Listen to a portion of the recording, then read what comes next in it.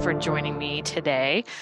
Just to kind of get things started, I wanted to share a little illustration of what risk tolerance means to us, and certainly the way that we're thinking about it, the way that others in the academic field have thought about it as well.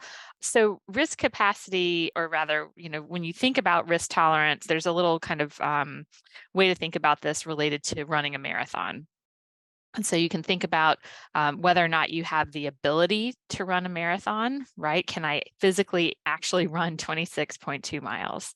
There's also kind of the timing issue. Do I have time on December 4th to actually run a marathon? Do I have the resources, the time, the availability? And then there's when December 4th rolls around, how do I feel about running a marathon on that particular day? What's my mood like? Am I feeling good? Do I think I can do it? Am I having, kind of these anxiety or fear about it? So all of those things play into whether or not we or your clients can run a marathon. And it's kind of similar when we think about risk tolerance. So the example that we give related to how risk tolerance, risk capacity, and then this sort of mood piece fits in together is very similar to that related to a marathon. So risk tolerance, kind of the attitude or personality for risk is, do I have the behavioral traits, the characteristics that are required to invest in, the stock market, for example? Risk capacity, on the other hand, is essentially, do I have the time and resources to handle a certain level of risk in my portfolio? Do I need that money in 3 years, or do I need it in 25 years? And then the last piece, which often gets confused, especially in certain risk tolerance assessments, is this risk perceptions piece, which is essentially, how do I feel about investing right now today? So when you present a strategy to your clients, thinking about their mood for investing can be helpful, but it's not a stable feeling, right? It's not something that's stable about the client. Whereas risk tolerance, when we measure attitudes and personality, really is a stable characteristic. So we're going to talk about a little bit, or talk about several of these things as they relate to the investor profile and what we measure in that test and how you can use it to really understand your clients.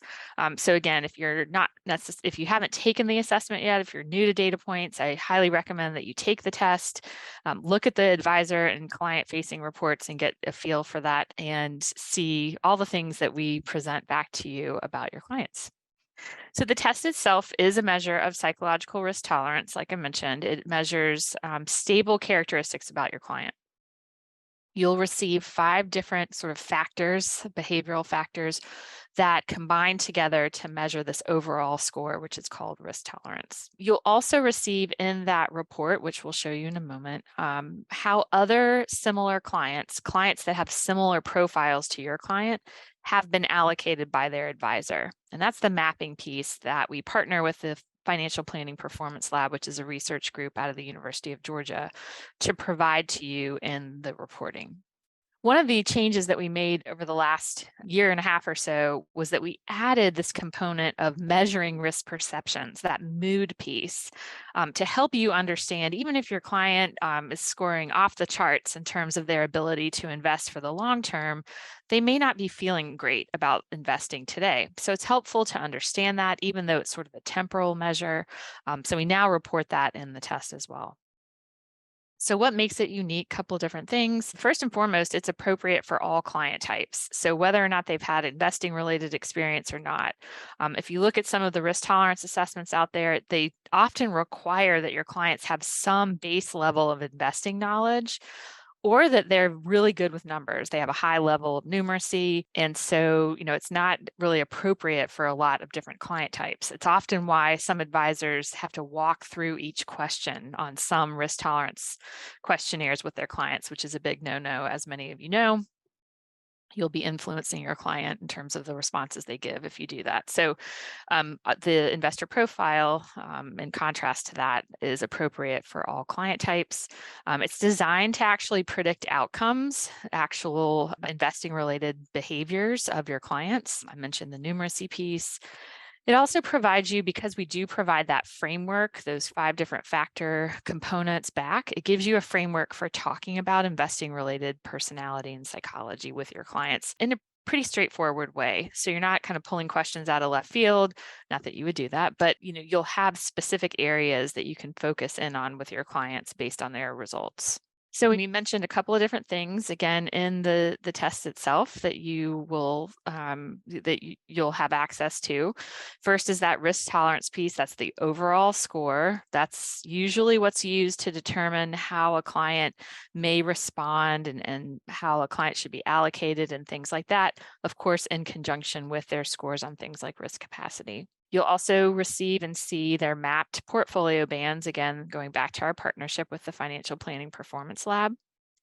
We also present you with an action indicator that's actually a predictor of whether or not your client will buy, sell, or hold during a down market. It's pretty stable. In other words, it's not like the risk perceptions piece, the last piece on the screen here. Instead, it's a pretty, again, stable predictor of whether or not your clients will make certain investing decisions during a downturn in the market.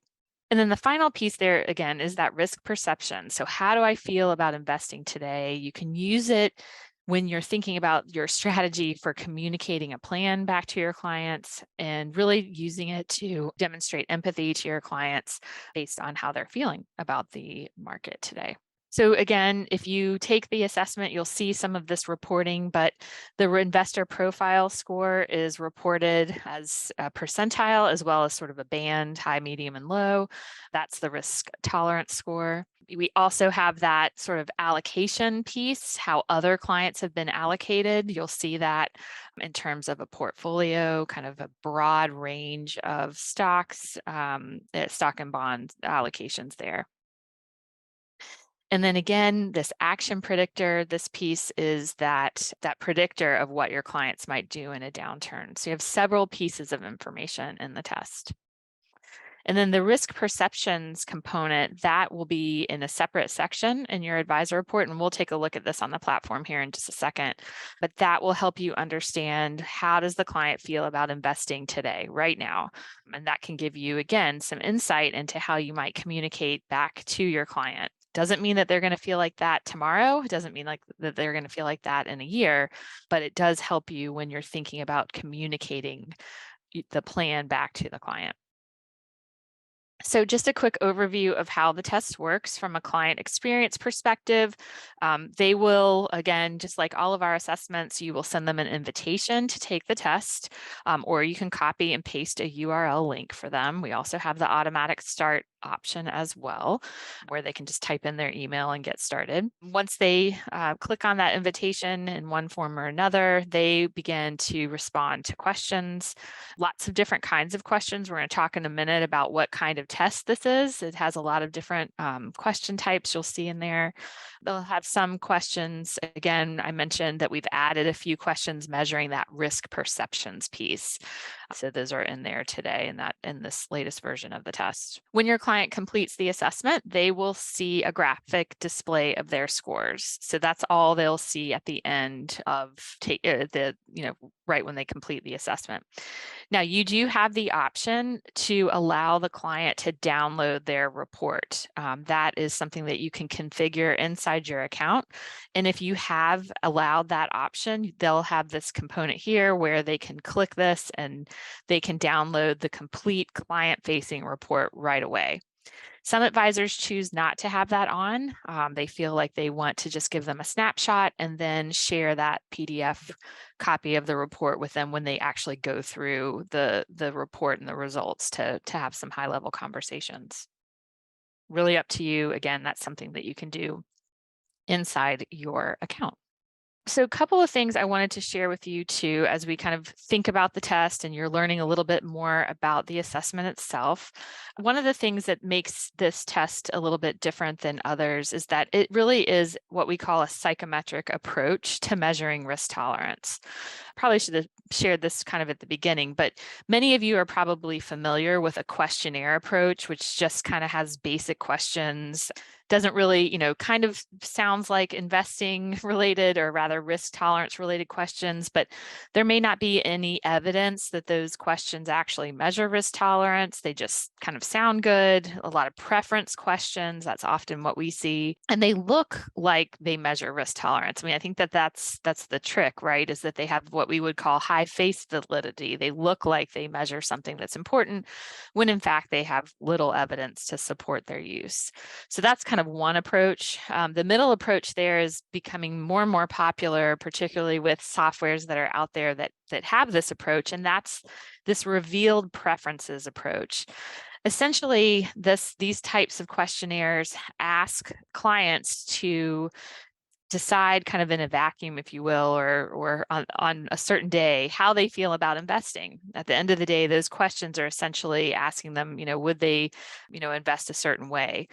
And unfortunately, they are not great at predicting what clients will do in the future. And they're also not very stable. They relate back to kind of how I feel about investing today.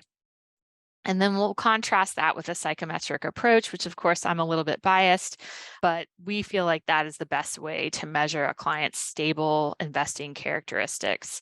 So a lot of companies have this approach. If you're familiar with Phenometrica, which I believe was bought by Morningstar, or the Grable and Litton scale that is available in Precise FP, we have the same. We have the psychometric approach. We're looking at the reliability of the questions and the scales themselves, and the validity of the test overall, meaning does this test actually do what it says it's doing? And you do that, obviously, that's a process that takes time, and we'll talk a little bit about the studies that we've done on the investor profile, which you can actually look at as well. If you want some light reading, there's a technical report on the knowledge base.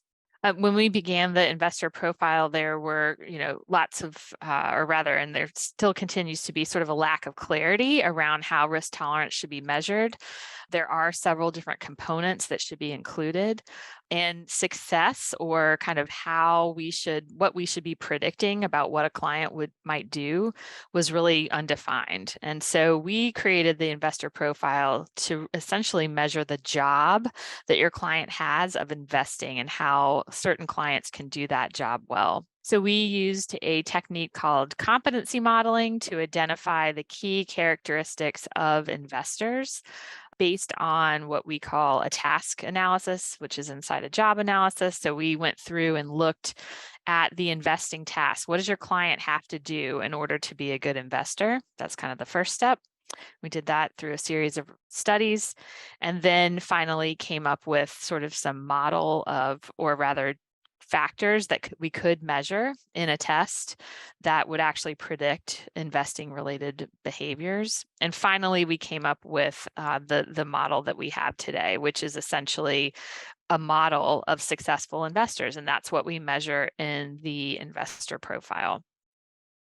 I won't go too far into the studies. Just know, like I said, that there is a technical report in the knowledge base, which goes through all of the research studies behind the test.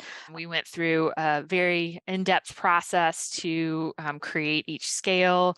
We did use what was called a biodata approach for most of the questions, which means we're measuring in a very systematic way a client's life experiences and behaviors. And those are the types of questions that we include in the test.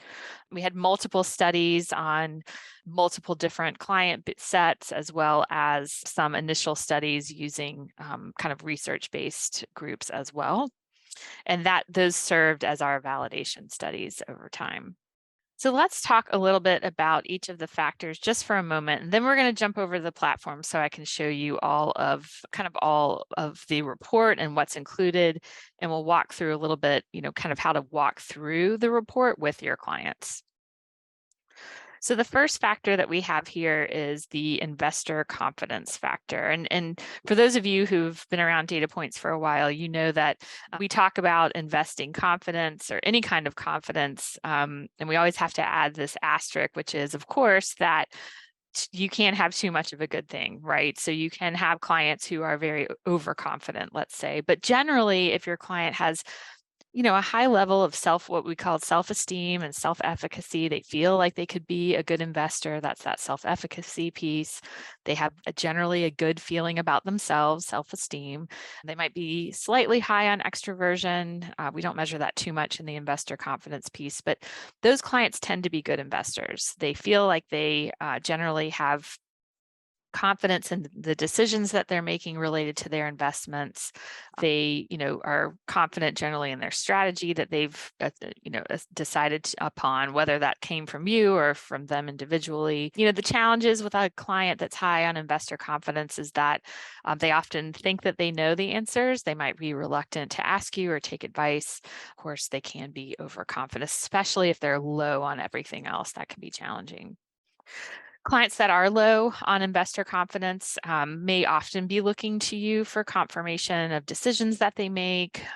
They may doubt some of the decisions that they do make. That's where you can come alongside them and, again, support them, help them understand the plan, remind them of the plan that they have. They may also be the client that is reluctant to ask details when they don't understand something. So it can be really important with a client that scores low on confidence to reiterate some of the facts, make sure that they understand, ask for clarity, ask for not approval, but instead just make sure that they understand that you don't need to clarify anything. Volatility composure, again, high and low here. This is the emotional side of investing. Clients that score high on volatility composure may have less fear, anxiety, and worry about investing and life in general than other clients.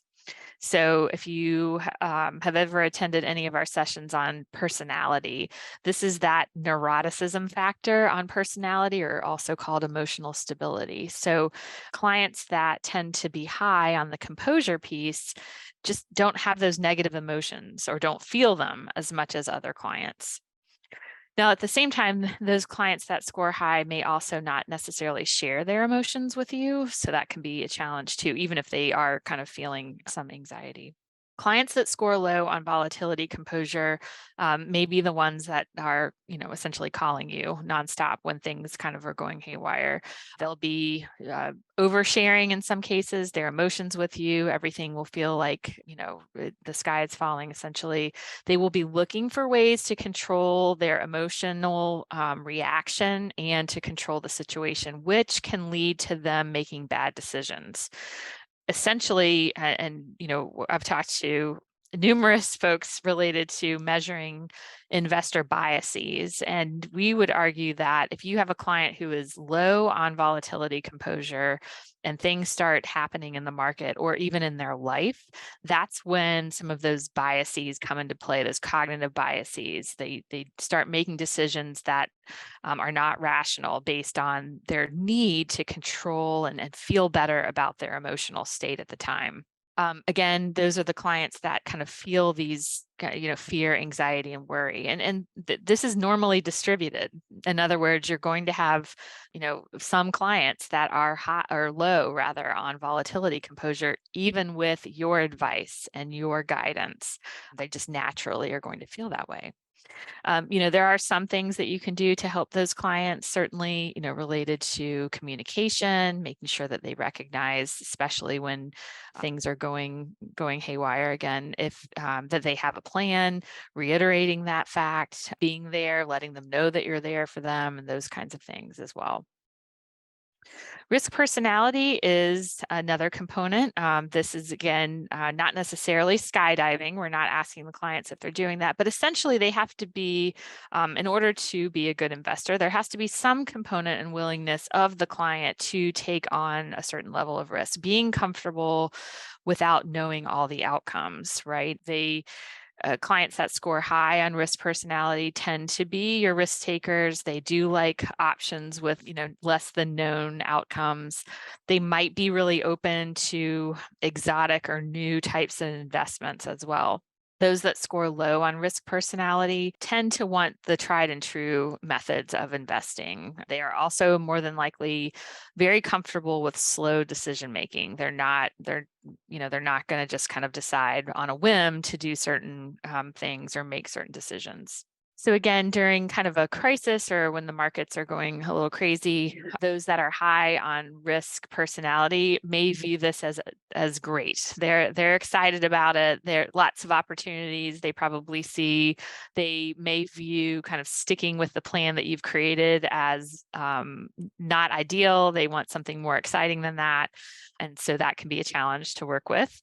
Those that are low will make worry. So this is related somewhat to volatility composure, and they may not be open to any alternatives. So if you believe that the best bet for your client during some type of, again, market downturn, maybe to take some kind of action, they may be very reluctant to do that. And so you would have to kind of walk through with a lot of very clear rationale as to why they should be making that change. Won't spend too much time on risk preference, but certainly risk preference is part of this overall measure of risk tolerance. And the way that we do this, or rather the way that we measure risk preference at DataPoints, is that we look not only at their current preference, which again can change slightly depending on what the environment is like, what the market is like, but we also look at their preference in the past. And so we combine those two together to measure risk preference, so it becomes a more stable measure of this particular component of risk tolerance. So again, this probably makes a lot of sense. The clients that are low on risk preference tend to like sure things. They want a portfolio with very limited exposure to risk. They're going to be reluctant to explore options and things like that with you. Clients that score high tend to prefer more risk. They like new options and opportunities. They are, again, willing to take on a lot more risk than other clients. The last component that we measure in the investor profile is investor judgment. So those clients that score low are focused really on the current state of affairs. They're focused on today. They're focused on the short term. What's happening right now? What's the latest market news? I love trading. It's something I can do right now. They like to engage in action. They may feel that they can beat the market. They're really focused on right now. Those that score high on investor judgment, in contrast, are those that are really looking to the long term. They do not view investing as something that's short term. They recognize that long-term outcomes are much more important than having, or taking short-term actions. And they tend to ignore market news. They recognize that more than likely they can't beat the market and things like that. Just again, during sort of a crisis time or a period when things are going a little haywire, your clients that score low on investor judgment are going to want to engage in market news, find out what's happening, take action. They may come to you with opportunities that they're hearing about. Hey, shouldn't we do this? Shouldn't we do that? I heard this, I heard that. You're going to hear a lot of that from a client that is focused on the short term. Those clients that score high, again, they may or may not realize that things are kind of going crazy in the markets, and they may be reluctant to take action because they do know that investing is something that they're doing for the long term. That's sort of their outlook. All right, so taken together, those 5 factors, like I said, that really is our measure of investor risk tolerance, which is here. That can give you an overall score. It can help you understand, again, at a high level, the likelihood that that client is going to be a good long-term investor. That information is then mapped onto these portfolio bands, which I shared with you. And again, we'll take a look at that on the platform in just a moment. So that gives you an indication of what your client looks like compared to other clients who have been allocated by their advisor. Inside the investor profile, there are certain questions. Maybe they're like magic questions. They're not magic. They're based on statistics, but they're questions across all of those factors that we just talked about that are highly predictive of investor-related behavior. And we took those certain questions and combined them to create this action score. So that's why you get sort of a separate score for action that a client may take during a downturn. And then, like I said, we have that risk perceptions, which is just those key questions that are focused on how a client is feeling right now today about investing. So we're going to head over to the platform here in just a second. I wanted to share just a couple of things related to, how you can use the test and kind of the use cases, if you will, of the investor profile. So one is that you can certainly anticipate what a client might do in the future. We know that clients who score high on the investor profile tend to put money into the market during a downturn in the market. So you can actually anticipate what clients might do based on their scores. The other piece that I think is really becoming more adopted by the advisors that we work with is this idea of helping individual investors improve the way that they invest. And that's essentially, can I look at these factor scores and find ways that I can add value to this client by helping them become a better long-term investor?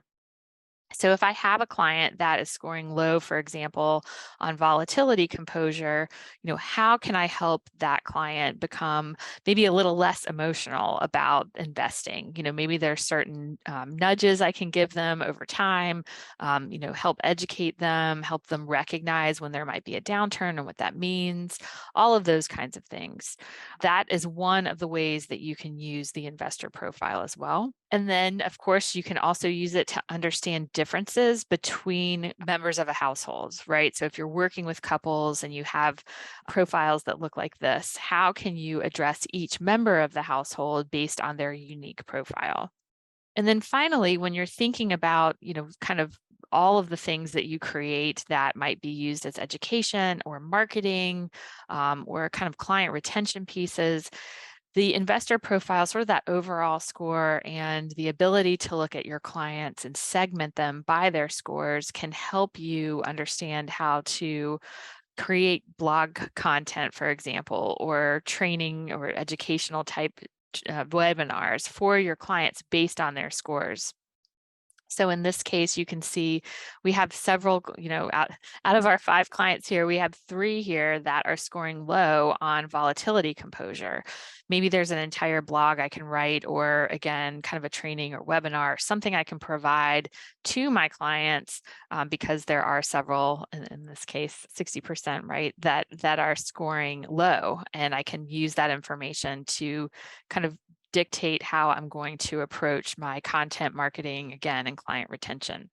Couple of implementation kind of rules of thumb for the investor profile, really for all tests, but I'll just kind of focus on this here for the investor profile. But number one, the clients should take the test by themselves. I wrote a whole blog on this. It's on our website if you want to check it out. But you really don't want to impact your clients and how they respond to questions. So they should absolutely be taking these tests on their own.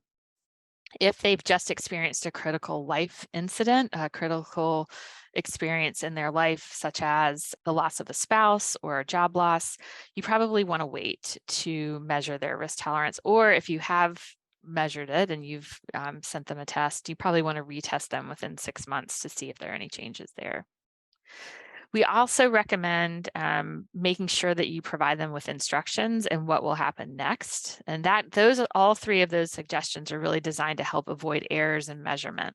We want the most accurate picture of our clients in terms of their mindset. And those are some tips to help with that. You also want to make sure that the client experience is positive related to tests. We know that there can be some apprehension about taking tests in some cases. You want to make sure that there aren't any surprises. So make sure that you share with your prospective clients, as well as maybe even, leads on your website, that you use assessments to help understand money mindset. We would also recommend not pressuring your clients. Certainly you can remind them to take the test a couple of times if they don't. We would not press that. We wouldn't advocate pressuring them into taking the assessment. That would not be a great client experience either.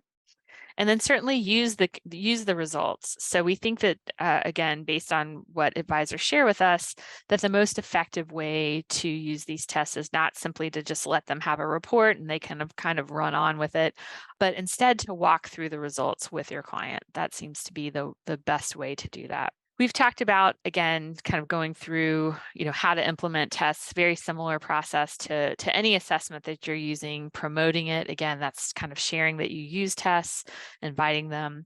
looking at the results, taking some time to really understand what the results mean before you work with your client and walk through those results in that clarify section, communicating next steps, asking a lot of open-ended questions, and then finally using the results to communicate with your client, to coach them, or to even just kind of monitor change over time. All right, we're going to go over and take a look at our knowledge base as well as the platform, so I can share a few things with you about the investor profile and where you can find some resources as well. So we're here in our knowledge base. So if you haven't been there before, the easiest way to get there is to go to the platform itself. If you go over here on the far right-hand side and click on Need Help, you'll see we have some options here, and this knowledge base will take you over to our Help Center. Inside the knowledge base, we have a lot of different sections here. We're going to go down to our investor profile section, and there are a lot of different resources here. We walk through each test that we have on the platform has an overview page, which helps you understand what the test measures and kind of the interpretation. So there's a lot of information there. There's also some information about kind of what kind of clients it's appropriate for, which is, again, this test is appropriate for most all clients, as well as the portfolio allocation information as well. If you'd like to check out the statistics behind the test, you can click on that investor profile technical report and download it.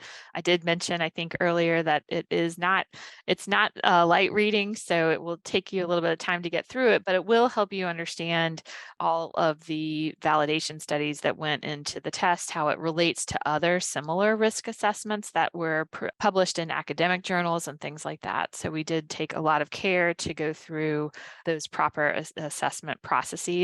Validation is an ongoing process, which means it really never ends. You're always evaluating the usefulness of a test. We continue to do that, but this tech report has the latest studies that we've conducted on the test.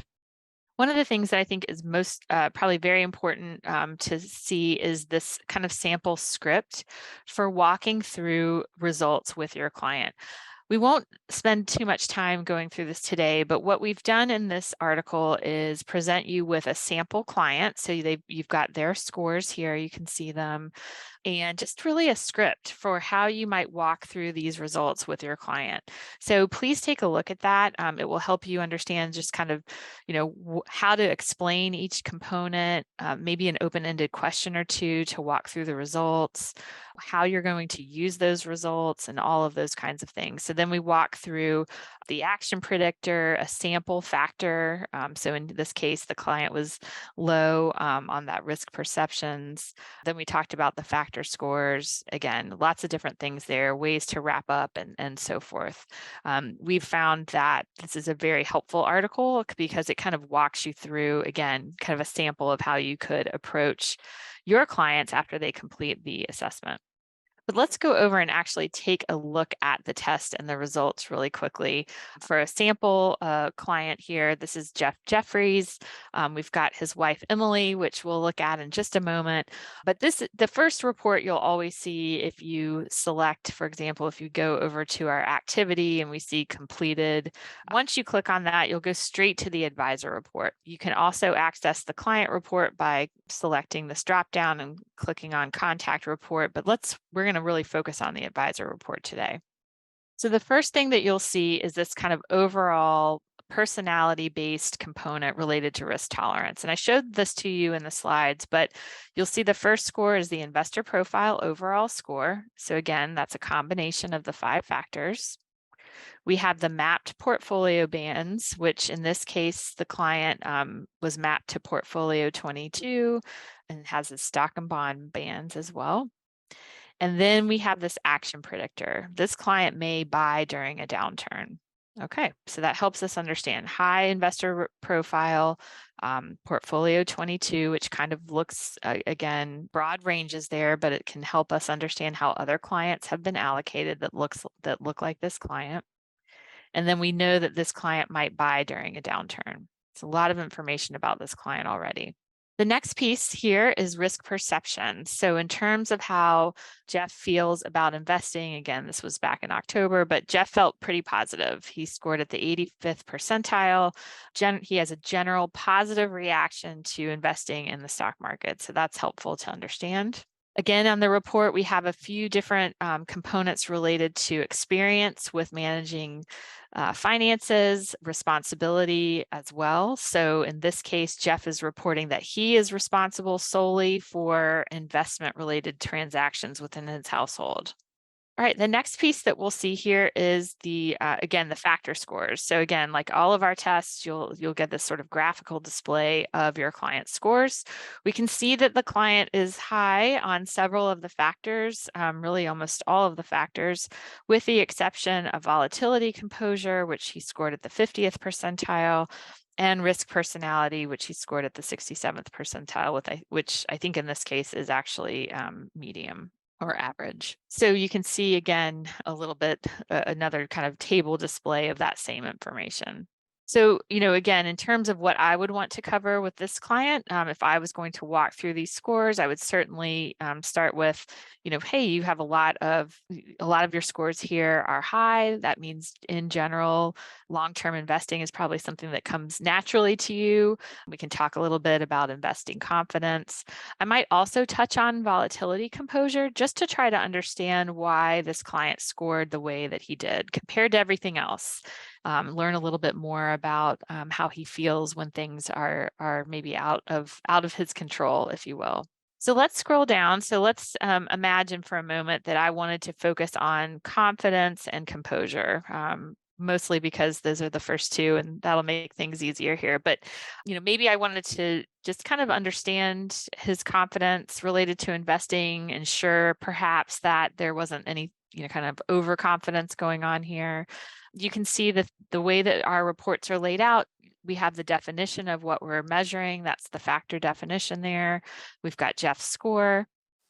This is the feedback that Jeff received related to his investing score, investor confidence score.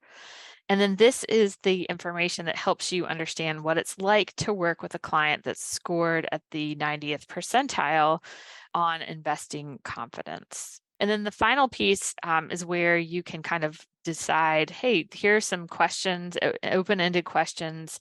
Maybe I want to walk through a couple of these with Jeff and really uncover kind of how he approaches making investing decisions and whether or not there may be some kind of, like I said, overconfidence there. One thing that you can do, if you click on this notes button here, you can actually copy and paste questions that you want to focus on with your client. So you can actually do that while you're going through things, or take notes on the things that you want to cover with Jeff during your meeting. The same kind of thing is, or rather the same. Now, the other thing, of course, I mentioned earlier is that we can look at a combined kind of contrast, or rather, how a household looks. And so in this case, we can see, this is a little bit different than the example I gave you earlier, but we can see we've got Jeff's scores here in black, Emily represented in blue.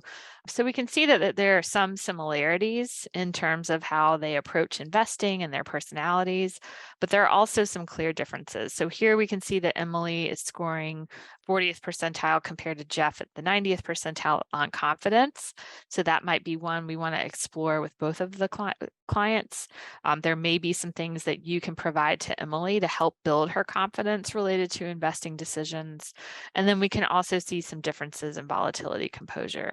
So those open-ended questions, walking through them with both clients, could be really helpful to understand kind of how they approach investing from an emotional standpoint. So thinking about the investor profile and how you might walk through it with a client, we do recommend that you look at the summary of the results, taking a look, at that in-depth advisor report, review their overall scores, look at how they're feeling about investing today. That's that risk perceptions.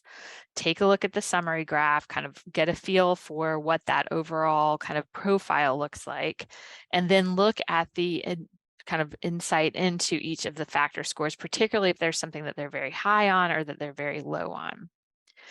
We recommend in preparing for conversations with your clients to select, one or two focus areas. Again, you could certainly spend a lot of time going through the report, but typically what we hear from advisors is they're spending about 20 to 30 minutes going through this really kind of in-depth conversation around investing personality and perceptions.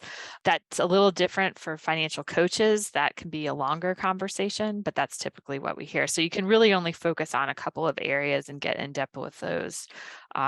When you're preparing for conversations, again, walking through that investor profile advisor report, we would recommend writing some kind of script. It can be similar to the one that I showed you on the knowledge base, but having that as a go-to to help you prepare for going through those results.